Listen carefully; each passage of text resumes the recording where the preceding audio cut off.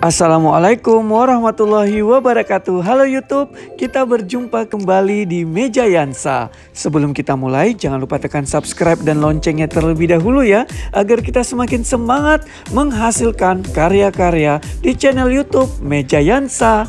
Kali ini kita akan membuat kue bika Ambon yang bersarang, lezat, wangi, dan enak tentunya. Selain itu pula, di sini kami akan memberitahu bagaimana cara memasak yang namanya kue bika Ambon ini tanpa menggunakan oven. Jadi alat masak seperti ini yang langsung di atas kompor ya dimasaknya. Dan satu lagi hanya menggunakan teflon dengan cetakan kue cup atau cupcake atau kue talam seperti ini. Jadi bagi yang tidak punya oven, cus membuat kue bika Ambon ini tidak ada alasan lagi kalau kamu tidak punya oven ya. Cara membuatnya, siapkan 6 hingga 8 lembar daun jeruk purut. Di sini kebetulan daun jeruk purutnya adalah dari panen sendiri. Ada pohonnya ya di belakang rumah. Nah, biar wangi, saya merobek-robeknya ya menjadi beberapa bagian sehingga dengan bahan lainnya nanti mudah terserap. 2 pieces atau 2 batang dari daun serai. Ini nanti saya geprek ya atau saya tumbuk bagian yang putihnya. Kemudian 1/4 sendok teh garam. Bahan keringnya 100 gram tepung tapioka, 50 gram tepung terigu. Di sini yang saya gunakan tepung pro sedang ya, dan merek apa saja boleh digunakan. 100 gram gula putih atau gula pasir, 1 sendok teh ragi instan. Di sini ya yang saya gunakan ragi yang masih baru tentunya ya. 1/2 sendok teh vanila bubuk.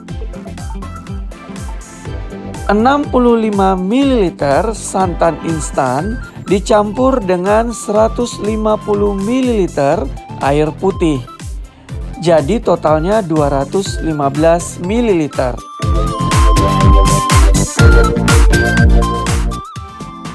Aduk, boleh menggunakan sendok agar air dan santan dapat tercampur dengan rata.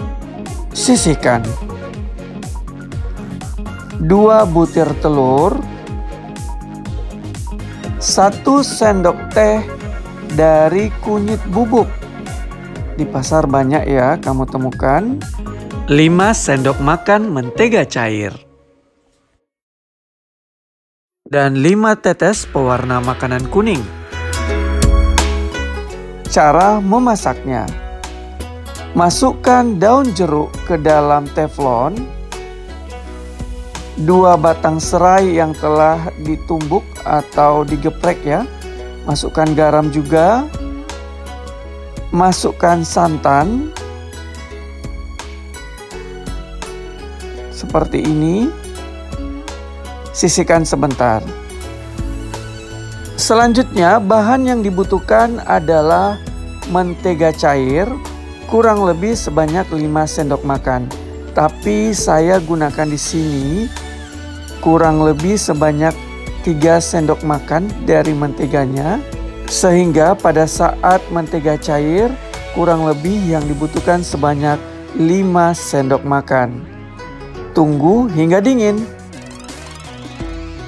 Masak santan bersama daun jeruk dan serai menggunakan api sedang. Saran saya tetap diaduk agar santannya tidak pecah.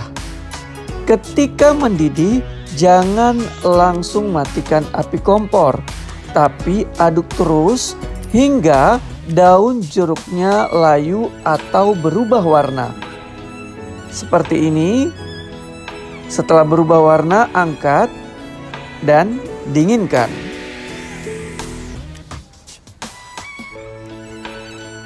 Kita saring agar santan dan bahan lainnya terpisah.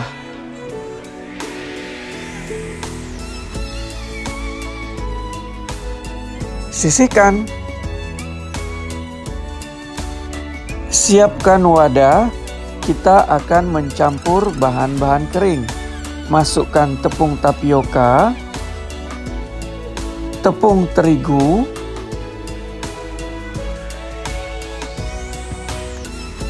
gula,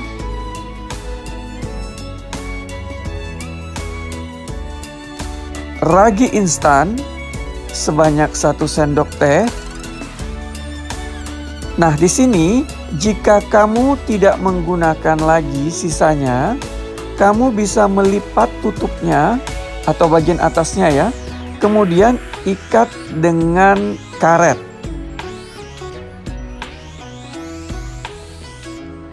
Lalu masukkan ke dalam wadah tertutup. Boleh disimpan ke dalam kulkas agar raginya tetap aktif. Setengah sendok teh vanila bubuk. Aduk menggunakan whisker sehingga lebih rata ya campurannya.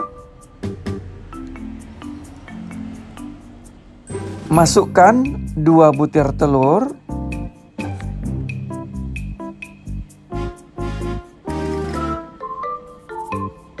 Nah, kita lihat apa yang terjadi. Coba perhatikan. Ternyata ada 1 telur yang isinya 2 kuning telur ya. Tidak mengapa. Kita lanjut saja masaknya ya. Lalu masukkan santan secara bertahap, jangan sekaligus. Aduk menggunakan whisker sehingga nanti tidak ada tepung terigu dan tepung tapioka yang menggumpal. Kemudian kita masukkan sisa santan. Baru kita aduk kembali sehingga gula larut atau tidak ada yang masih berbutir ya. Masukkan mentega cair yang telah dingin ya. Nah, kemudian masukkan sekitar 5 tetes dari pewarna kuning dan 1 sendok teh bubuk kunyit. Aduk kembali hingga rata. Pastikan keseluruhan telah tercampur, terutama bumbu kunyit ya, atau tepung kunyit. Nah, selanjutnya kita mendiamkan selama kurang lebih 1 jam. Tutup menggunakan plastik wrapping atau jika kamu tidak punya, boleh menggunakan kain serbet. Seperti ini, sisihkan. Setelah 1 jam, buka plastik wrapping atau kain serbet ya, jika kamu memilikinya. Aduk kembali sehingga buih yang berada di atas dari adonan ini dapat tercampur dengan rata. Masukkan ke dalam gelas ukur. Panaskan alat masak yang langsung ya di atas oven menggunakan api besar. Ini biar panas saja ya, agar cetakannya betul-betul panas. Kemudian aduk kembali adonan. Masukkan ke dalam cetakan. Tapi saran saya, ketika sudah memasukkan ke dalam cetakan ini, api kompor telah diturunkan ke api sedang menuju api Isi kecil. sekitar 60% saja ya. Ini lagi tipsnya. Setelah adonan masuk ke dalam cetakan, kecilkan api kompor. Tapi jangan terlalu kecil ya. Nah, tunggu berbuih bagian atasnya dan agak naik. Sehingga nanti menghasilkan kue bika Ambon yang bersarang bagus. Jadi kita tunggu saja atau selalu diperhatikan ya. Karena bagian atasnya bisa saja cepat kering. Nah, seperti ini. Jika sudah agak kering bagian atasnya, lalu tutup. Itu adalah hal dasar dan penting ketika memasak kue bika Ambon ini. Tunggu hingga masak. Nah, setelah kering bagian atasnya, baru buka dari penutup cetakan atau alat masak ini. Lalu lepaskan dari cetakan, boleh menggunakan sendok, tapi berhati-hati ya. Nah, seperti ini jadinya cantik bukan? Warnanya juga sangat bagus ya. Hati-hati membukanya karena masih panas. Nah, kamu juga bisa menggunakan sendok khusus atau alat khusus membuka kue ini. Selanjutnya, di sini saya akan memberitahu cara memasak menggunakan teflon. Olesi cetakan dengan minyak goreng, lalu hidupkan api kompor agak besar, tapi jangan terlalu besar ya, menuju ke sedang, agar teflonnya itu benar-benar panas. Kemudian, letakkan cetakan cupcake ke atas dari teflon. Tunggu beberapa saat hingga cetakan panas. Aduk kembali dari adonan. Tuang ke dalam cetakan. Jangan terlalu penuh ya. Di sini sedikit agak penuh saya buat. Saran saya 3/4 dari cetakan saja. Turunkan api kompor ke api menuju kecil. Tunggu beberapa saat hingga bagian atas ini berbuih. Nah, seperti ini dan sudah kering, lalu tutup. Setelah matang, angkat perlahan. Jadi, jika kamu di rumah tidak memiliki oven, kamu bisa mengikuti cara memasak bika Ambon seperti ini. Hanya menggunakan teflon saja. Mari kita buktikan apakah kue bika Ambon ini yang dimasak dengan teflon dan menggunakan cetakan cupcake bersarang atau tidak. Kita coba lihat ya.